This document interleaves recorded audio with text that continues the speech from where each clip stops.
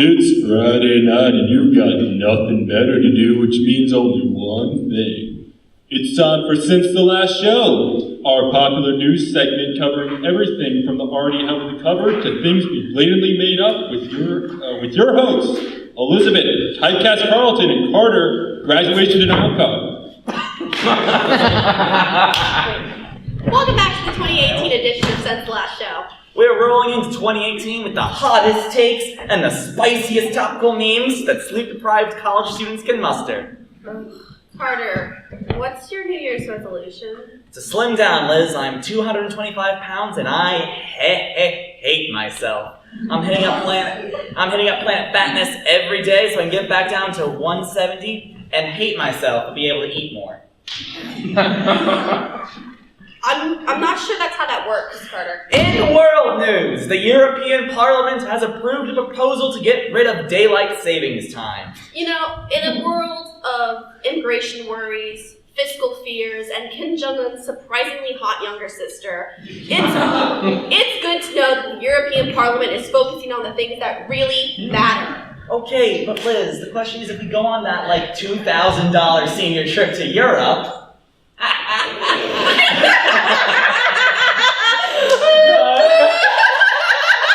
do we jump forward or back? Oh, Carter, we're millennials. We don't get opportunities to travel to places. Yes, my mistake. Sorry. Well, don't be sorry, bitch. Be careful. What? Moving on. In India's openly gay prince, Manvrendra, is using his palace to house at-risk LGBT plus people. Between this and his palace, which already kind of looks like the definition of pride, I would like to nominate this man as King of the Gays! And as the world's gayest straight man, I second that nomination.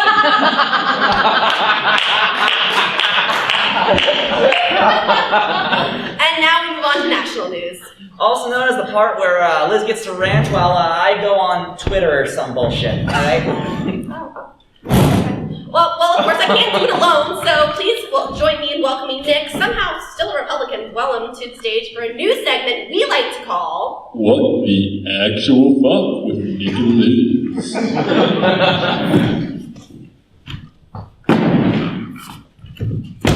Thank you, Nick, for taking a break from sad masturbation and alcoholism to come onto the show. You know, thanks for having me, Liz. I really appreciate being here. So, Nick, please tell me, how is it that you were still a Republican? I mean, what the actual fuck? Well, Liz, I have my good friends Vodka and Club Soda, and through them, all things are possible. Honestly, with how much you and I have been drinking lately, I'm surprised my liver hasn't sent me an eviction notice. But Liz, we have to drink. There's just so much fucked up bullshit going on in the political world. Oh, you mean like the 2 government shutdowns we experienced? Oh my god, what the actual fuck? I know, right? What the actual fuck? I mean, seriously, first we had Republicans and Democrats actually agreeing on immigration. I mean, I felt like I was in Hawaii during an emergency missiles test. The missiles were inbound, and I was scared. And then, the actual fuck, the president just decided to burst into Congress, orange as the day he was born, and fuck the whole thing up. and then what the actual fuck? 3 weeks later, Rand fucking Paul decides to mosey on in, making a huge fucking stink over the deficiencies. Like, that shit's been balanced whatsoever since 1994. Rand Paul, the Senate's version of that one Facebook friend that just, keeps sharing taxation is theft memes on your timeline. You really need to get around to unfollowing him. I mean, what the actual fuck? I know, good point. Oh, but we're not done yet, ladies and gentlemen, because when was the last time a motherfucking president had a sex scandal like Mrs. Stormy Daniels? Bill Clinton, 1996. I mean, what the actual fuck? There's a difference between getting a blowing in the Oval Office and getting spanked with a Forbes magazine by a porn star and then paying her hush money. It's a solid magazine spanking kink point, Liz. But you know what I've been thinking recently? What's that, Nick? This has got to be a real scary Since the Last Show for Vice President Mike. If you like the cock, you get the shock pence. Well, what do you mean? Well, you have me, the gayest Republican currently in the party. We'll see how long that lasts. And then you, the bisexual, polyamorous atheist, and Carter over here, who's been a virgin so long you might as well be an asexual at this point. What? I mean, Trump is bad. I don't like him. He's meanie. Good job. What the hell? Nick, you're right. This must be even scarier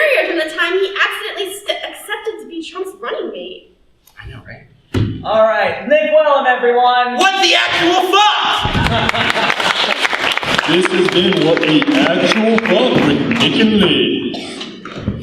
Former President Obama's portrait was revealed the other day to some controversy due to the painter's previous work depicting people with...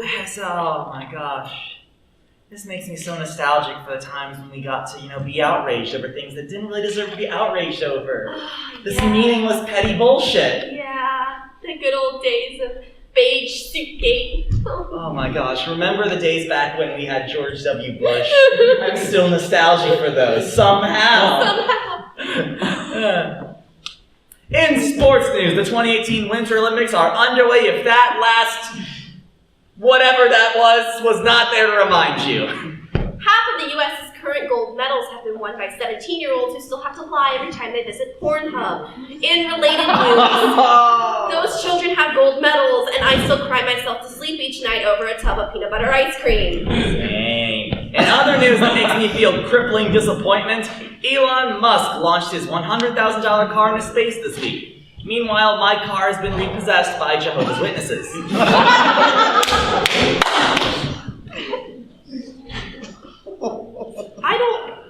I don't even want to know how that's possible. They're persuasive. But yes. Help me. But yes, Elon Musk's company, SpaceX, successfully launched its Falcon Heavy rocket last week. Yet another step towards the company's goal of Mars colonization. Here to talk about the experience is your average SpaceX employee.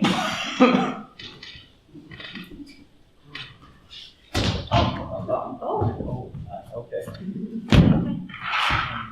So, the Falcon Heavy, pretty exciting stuff, huh? Wait, where am I right now? You're on since the last show. Oh, right, the news people. Yeah, the Falcon Heavy was real neat thing. Oh God, I'm so tired. Are you all good, average SpaceX employee? I'm doing great, man. All that hard work was worth it to help humans eventually colonize beyond the stars. Okay, but shouldn't you get some sleep now and then? Oh, Elon would not like that. Trust me on that. If you ever go to sleep, he fires you, shoots your car into space, and sets his pet Rancor Harvey Weinstein on you. Oh, that sounds terrible. Yeah, well, it's SpaceX. What are you gonna do? Can't put feet on Mars if your head's on a pillow for more than 3 hours. Can't you at least ask for a raise? What, and get fired like the people who were with him from day one when they asked for one? No thanks. I'll stick to shots of Four Loko and Red Bull. Truly the healthier choice. Well, could you maybe at least unionize a little bit? Oh, Elon Musk doesn't let us. He hates me more than Jefferson Davis. But in exchange, we'll get free frozen yogurt stands around the factory. That actually happened.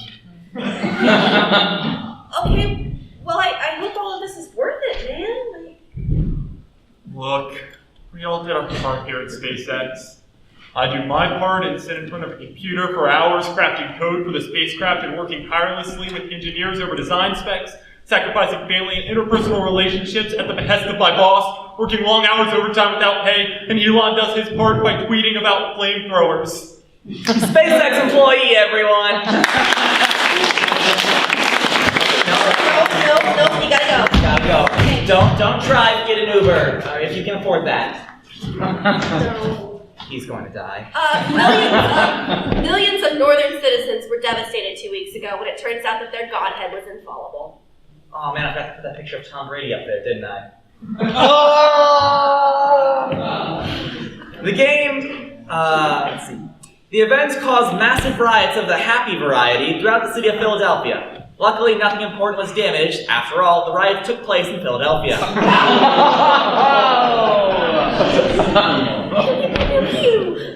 The makers of Monopoly have announced a new version of the game which encourages cheating and stealing money from other players. The game comes with new pieces, handcuffs for players who get caught cheating, and a rulebook that says, "Are you people maybe starting to realize capitalism has some problems now?" in big bold letters on the cover. And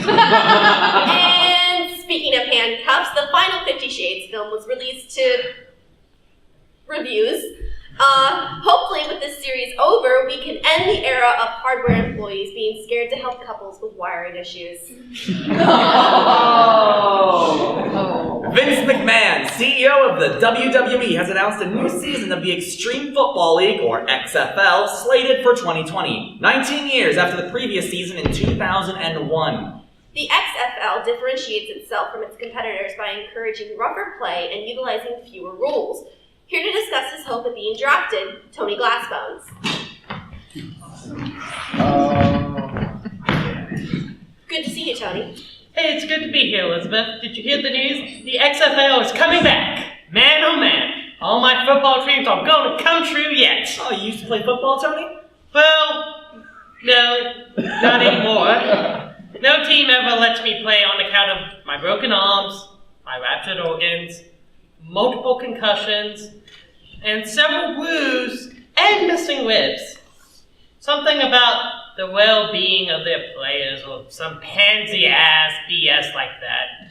But the XFL doesn't worry about the red tape. It's about the love of the game, baby. Oh! Don't you think in an era where concussion-related trauma is ruining players' lives, we should be encouraging more safety rather than less? Oh, don't you think we should worry about the concussions and look at me? I'm a little bitch. Don't be such a square, Carter. The XFL is about football. Safety gets in the way of the game. So what if Sean What's-His-Name can't do Basic Edition because getting hit too hard and his wife and kids are scared of his violent outbursts? He ran the ball right down in the fourth quarter and I got a real kick out of that, I tell you what.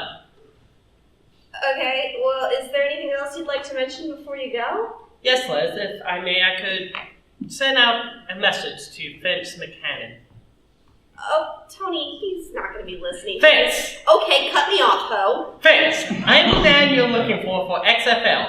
Do I have several currently healing compound fractures? Yes! Am I one particularly stiff breeze away from eating out of a straw? You're damn right. Have multiple concussions. I have suffered Absolutely. But I am a lover of football and the game. And Vince, you won't have to worry about me kneeling during the anthem. One, because I don't like to do things I feel uncomfortable with. And two, I can't bend my knees anymore since the Minute Maid truck hit me. Tony hurts my feelings, Glassbones, everyone.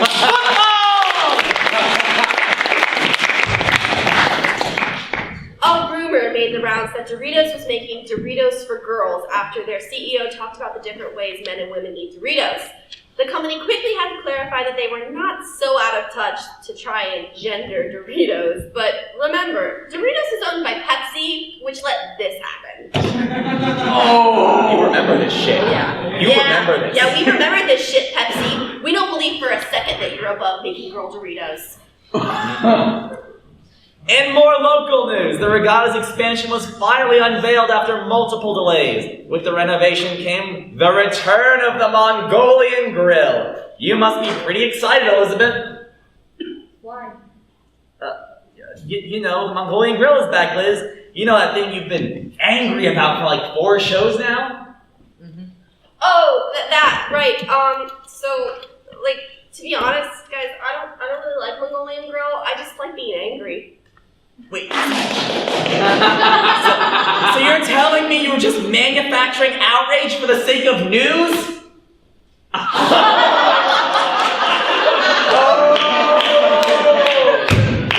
You got a problem with that? No. What? Now give me your punch money, nerd! No. Give it to me, fucker!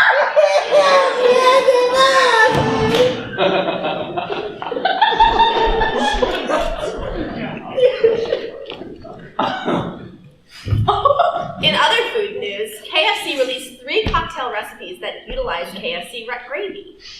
Because you should hate your liver and your waistline equally. discuss this is our alcohol connoisseur and resident fancy boy, Kyle Davis.